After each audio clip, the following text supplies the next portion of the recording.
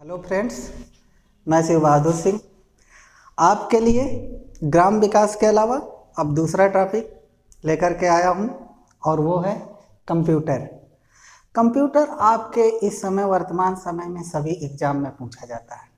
आप चाहे एसएससी हो, चाहे लेखपाल हो, चाहे पुलिस हो, चाहे पेट हो, चाहे पीसीएस हो, चाहे आरओ एआरओ हो, चाहे सुपर टेट हो, सभी एग्जाम में इस समय कंप्यूटर से क्वेश्चन आते ही आते हैं और ऐसी छोटी छोटी बातें पूछ ली जाती हैं जो हम किताबों में पढ़ते समय ध्यान नहीं देते हैं।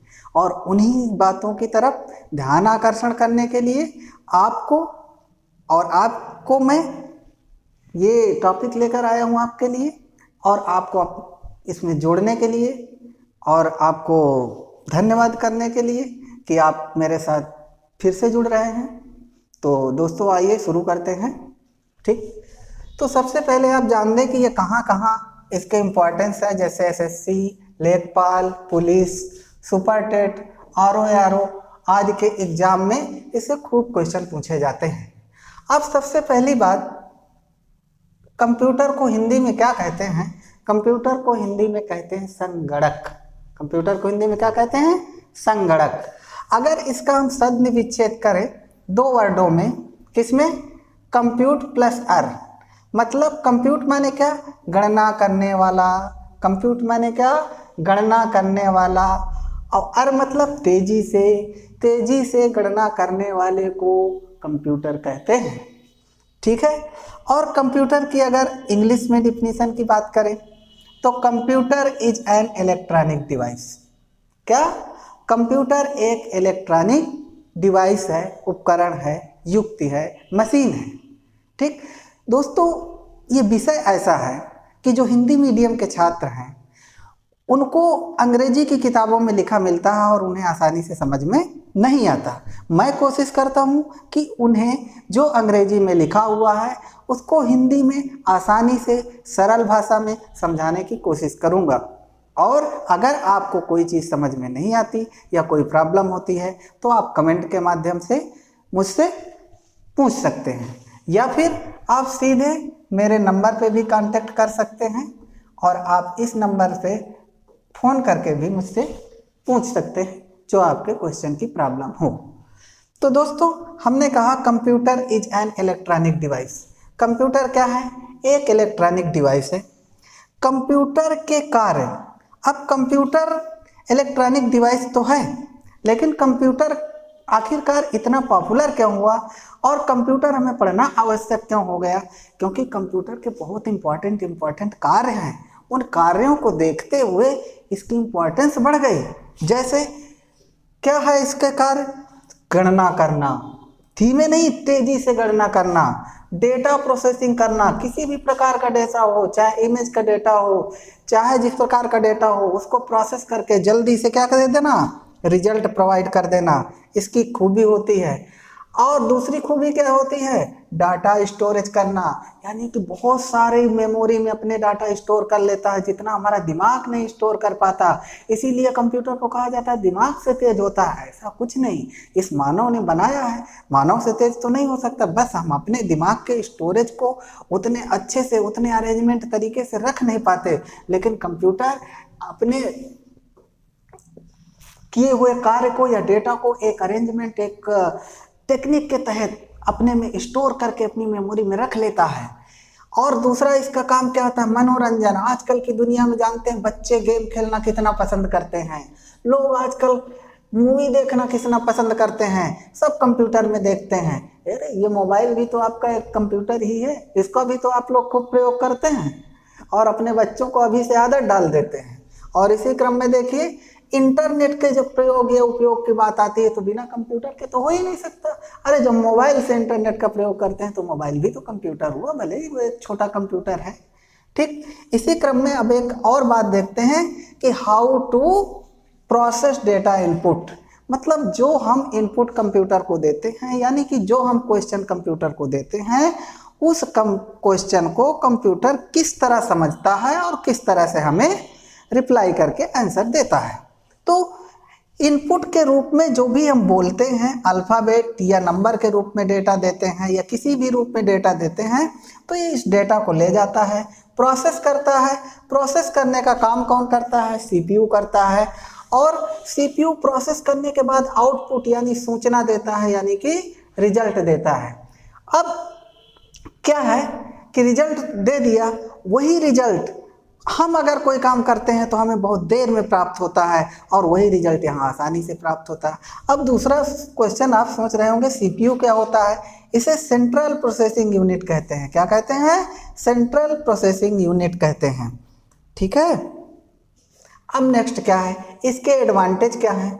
एडवांटेज में अगर बात करें तो जो भी ये काम करता है, ये क्या करता है? शुद्ध रूप से करता है, इक्वारेसी होती है, शुद्धता होती है। हम लोग काम करते हैं तो उसमें ह्यूमन एरर आ जाती है, मिस्टेक हो जाती है, लेकिन ये गलती नहीं करता क्योंकि इसमें ऐसी ऐसी एल्गोरिथम और टेक्निक अप्लाई की जाती हैं जिससे ये गलतियां ना करे।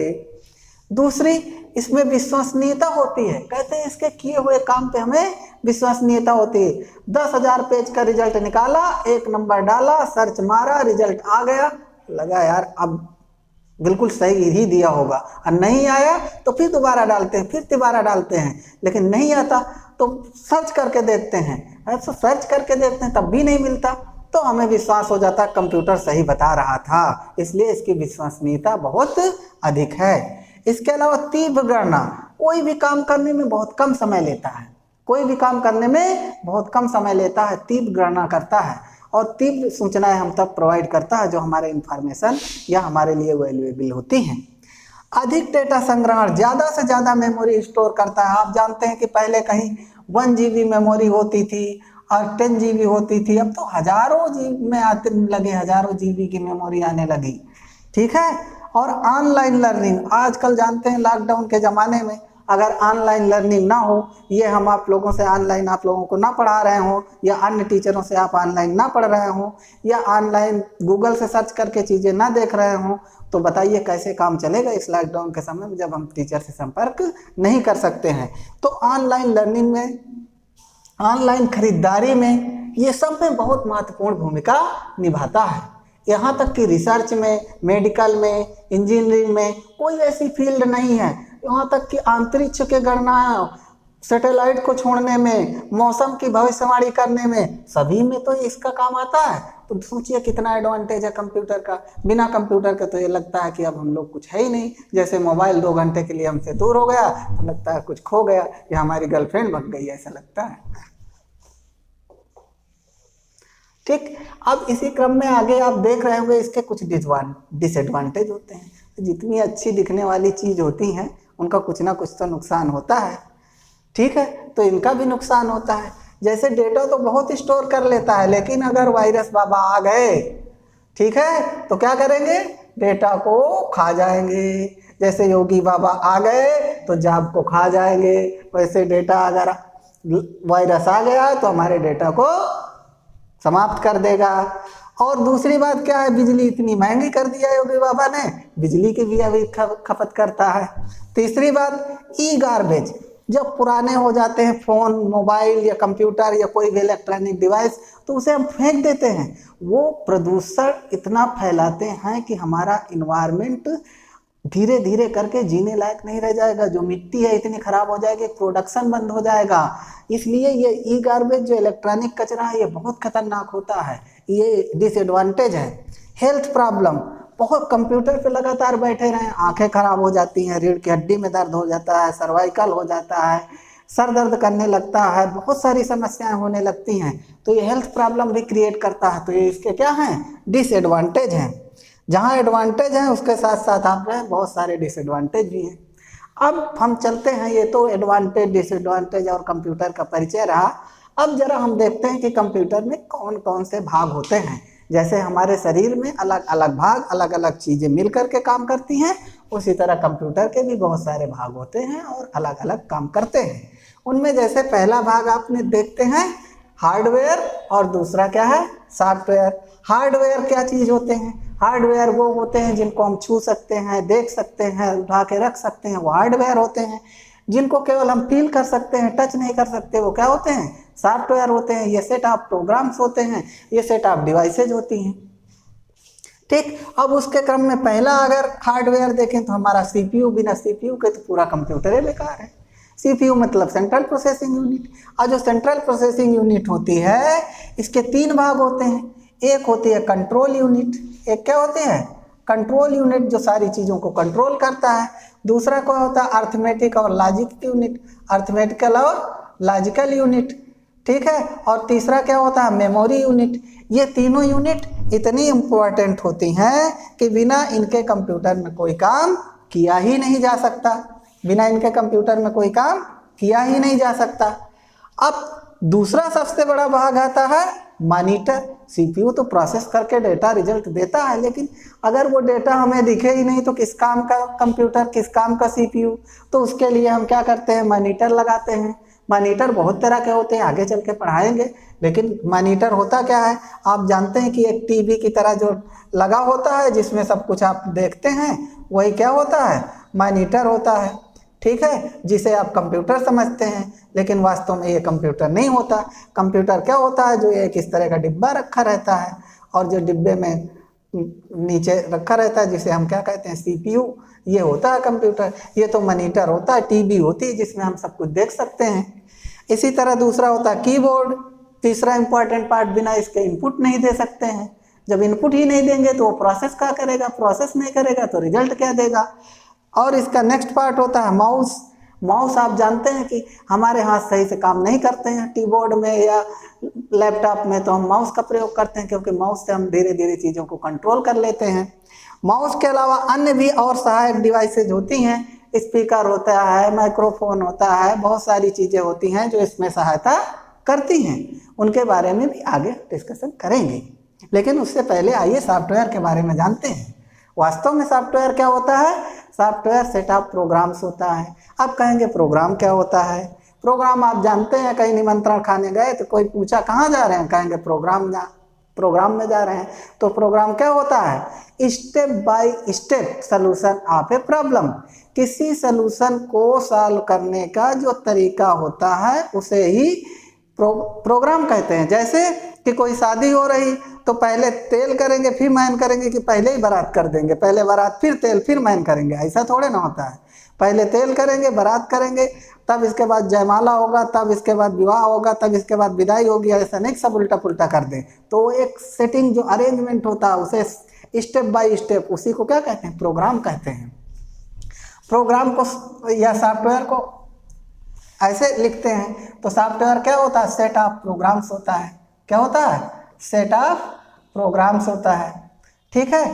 और जो लोग क्या कहते हैं कि हिंदी मीडियम के हैं, जो उनको इंग्लिश ना समझ में आए वैसे इंग्लिश में समझना आसान होता है, थोड़ा हिंदी में समझना कठिन होता है। लेकिन मैंने सभी शब्द लगभग हिंदी में लिखे, लेकिन कुछ चीज़ें इंग्लिश में लिखना जरूरी होता है, ठीक। दूसरा जैसे क्या सिस्टम सॉफ्टवेयर। अब आप लोग सोच रहे होंगे सिस्टम सॉफ्टवेयर, सॉफ्टवेयर 2 प्रकार के होते हैं, एक होता है सिस्टम सॉफ्टवेयर और दूसरा क्या होता है सिस्टम सॉफ्टवेयर और दूसरा होता है एप्लीकेशन सॉफ्टवेयर।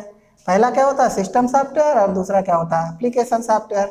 जो सिस्टम सॉफ्टवेयर होते हैं उसके 2 भाग होते हैं, एक भाग को कहते हैं ऑपरेटिंग सिस्टम जिसे ओएस कहते हैं, और दूसरे भाग को कहते हैं डिवाइस ड्राइवर जो एक जगह से सूचना को दूसरी जगह ले जाते हैं। दूसरे होते हैं एप्लीकेशन सॉफ्टवेयर। एप्लीकेशन सॉफ्टवेयर भी 2 प्रकार के होते हैं, एक प्रकार के होते हैं पैकेज सॉफ्टवेयर और दूसरे होते हैं क्या personal software, personal use software. तो जो पैकेज सॉफ्टवेयर होते हैं उनमें जैसे आपने देखा होगा MS ऑफिस होते हैं, PDF रीडर होते हैं, तमाम तरह के सॉफ्टवेयर आपने देखे होंगे। और जो पर्सनल में होते हैं जैसे बैंकिंग सॉफ्टवेयर होते हैं, या पर्सनल मेडिकल स्टोर के लिए, अपनी दुकान के लिए, या आप कह सकते हैं कि माल वाले जो सॉफ्टवेयर बनवाते हैं ये पर्सनल सॉफ्टवेयर के अंदर आते हैं। स्कूल वाले जो बनाते हैं, अटेंडेंस मैनेजमेंट जो बनाते हैं, ये सब कैसे सॉफ्टवेयर हैं, ये पर्सनल सॉफ्टवेयर हैं, ठीक है। अब इनपुट डिवाइसों की बात कर लें, हम इनपुट के थ्रू डाटा देते हैं, जब तक इनपुट के थ्रू डेटा नहीं जाएगा, प्रोसेसिंग नहीं होगी, रिजल्ट नहीं मिलेगा, आउटपुट नहीं मिलेगा। तो इनपुट डिवाइसेज कौन कौन सी होती हैं, आपने नाम सुना होगा कीबोर्ड, ठीक है, दूसरा आपने नाम सुना होगा माउस, तीसरा नाम सुना है स्कैनर, चौथा नाम सुना होगा जॉयस्टिक, पांचवा नाम सुना होगा MICR, OCR, OMR, BCR, ये सब क्या होते हैं? एक प्रकार के इनपुट होते हैं, इनपुट डिवाइसेज होती हैं जिनसे डेटा को रीड करते हैं। और आपने नाम सुना होगा कैमरा, माइक, ये सब हमारे क्या होती हैं? इनपुट डिवाइसेज होती हैं। अब इनपुट डिवाइसेज के बारे में आपको विस्तार से पढ़ाएंगे, लेकिन उससे पहले हम देख लेते हैं क्या? Output devices. आउटपुट डिवाइसेज में क्या? आपका मॉनिटर, जो अभी मैंने बताया था कि टीवी की तरह होता है, यह हमारा क्या होता है? मॉनिटर होता है। इसके बाद प्रिंटर, जहाँ से आप फोटो कॉपी निकालते हैं या प्रिंट निकालते हैं, वो हमारा क्या होता है? प्रिंटर होता है। इसके बाद प्लाटर, प्लाटर जैसे बड़े बड़े मैप निकालने होते हैं। क्या निकालने होते हैं? बड़े बड़े मैप निकालने होते हैं। ये प्रिंटर का बड़ा भाई होता है। प्रिंटर का क्या होता है? बड़ा भाई होता है। बड़े बड़े बैनर, पोस्टर या मैप जहाँ प्रिंट करने होते हैं, वहाँ पे क्या लगाया जाता है? प्रिंटर की जगह प्लाटर लगाया जाता है। और इसके बाद क्या? स्पीकर, कोई भी चीज़ अगर आपको सुनना है, गाना सुनना है, सॉन्ग देखना है, कुछ बोलना है, रिकॉर्डिंग सुननी है, वीडियो देखना है, पिक्चर देखनी है, तो बिना स्पीकर के तो आप कुछ सुना ही नहीं देगा। मूक फिल्म की तरह राजा हरिश्चंद्र वाली हो जाएगा। इसलिए इसमें स्पीकर भी जरूरी होता है, इसलिए वो भी एक सहायक डिवाइस है। ठीक है। जॉयस्टिक, अब जॉयस्टिक का नाम ही ऐसा है, आप जानते हैं कि जॉयस्टिक क्या कहते हैं? गेम खेलने के काम आती है, आप जानते हैं। तो जो जॉयस्टिक होती है, क्वेश्चन आया था कि जॉयस्टिक का प्रयोग कहाँ होता है, तो जॉयस्टिक का प्रयोग कहाँ होता है? ऑनलाइन गेम खेलने में होता है। जॉयस्टिक का प्रयोग कहाँ होता है? ऑनलाइन गेम खेलने में होता है।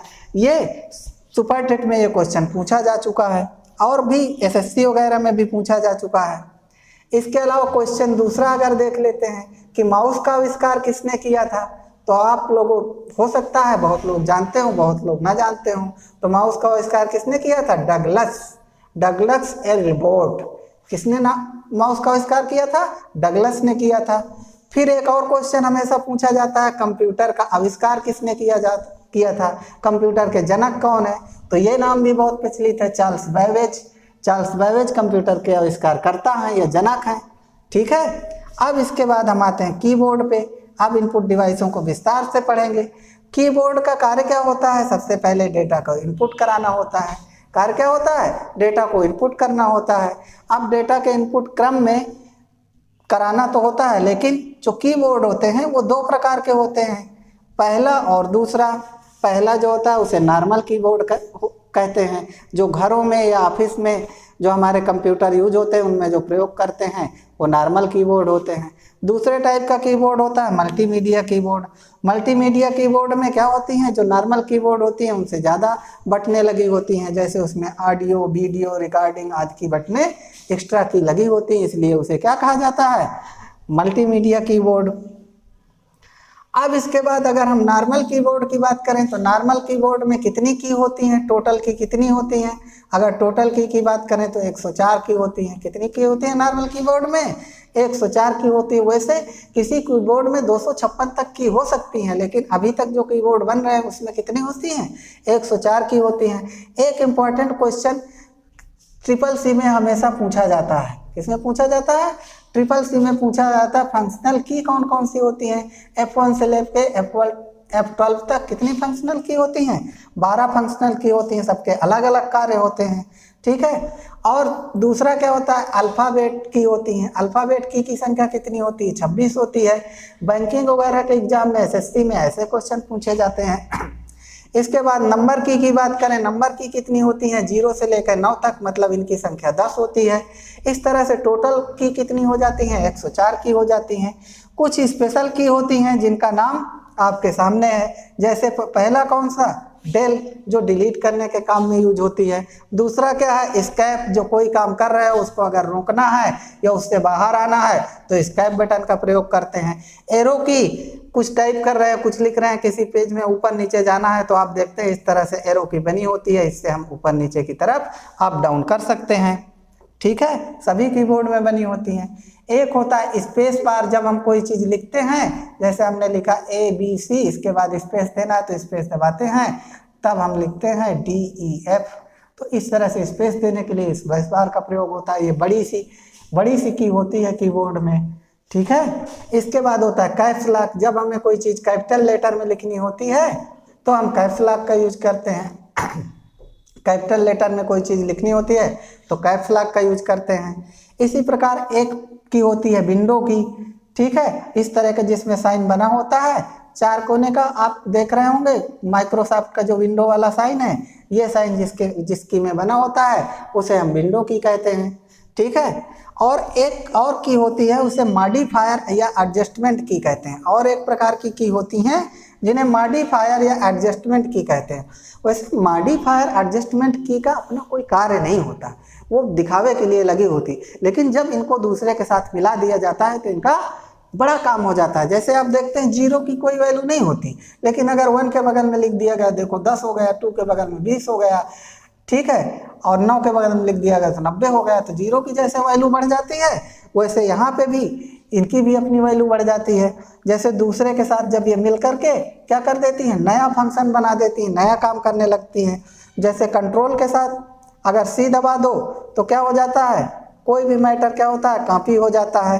ठीक है, शिफ्ट के साथ कोई चीज़ दबा दो तो अपना जिसके लिए दबाए वो काम होता है। आल्ट के साथ कोई चीज़ दबा दो, आल्ट कंट्रोल प्लस डिलीट करा दो तो जितने प्रोग्राम रनिंग में होते हैं वो सारे प्रोग्राम दिखा देते हैं। इस तरह से हम कीबोर्ड के बारे में जानकारी इकट्ठा किए और आप लोगों से अवगत कराए। अब दूसरा टॉपिक हमारा इसी में आगे है मल्टीमीडिया कीबोर्ड। मल्टीमीडिया कीबोर्ड के बारे में अब हम नेक्स्ट लेक्चर में बात करेंगे। तो इस लेक्चर में दोस्तों इतना ही। कंप्यूटर का कोई भी एग्जाम हो, चाहे CCC हो, चाहे SSC का हो, चाहे लेखपाल का हो, चाहे BDO का भी हो, चाहे RO का हो, चाहे ARO का हो, लेखपाल हो, पुलिस हो, सभी में आने वाले कंप्यूटर का एक भी क्वेश्चन, चाहे सुपर टेट, सबसे ज़्यादा सुपर टेट में इस समय बच्चे परेशान रहते हैं, कोचिंग वाले पढ़ाते नहीं है, तो हमारे साथ जुड़िए, आपको सुपर टेट का एक भी क्वेश्चन गलत नहीं होगा, इस बार का हम दावा करते हैं। दोस्तों हमारे चैनल को सब्सक्राइब करिए, लाइक करिए और हमारे साथ जुड़े रहने के लिए धन्यवाद।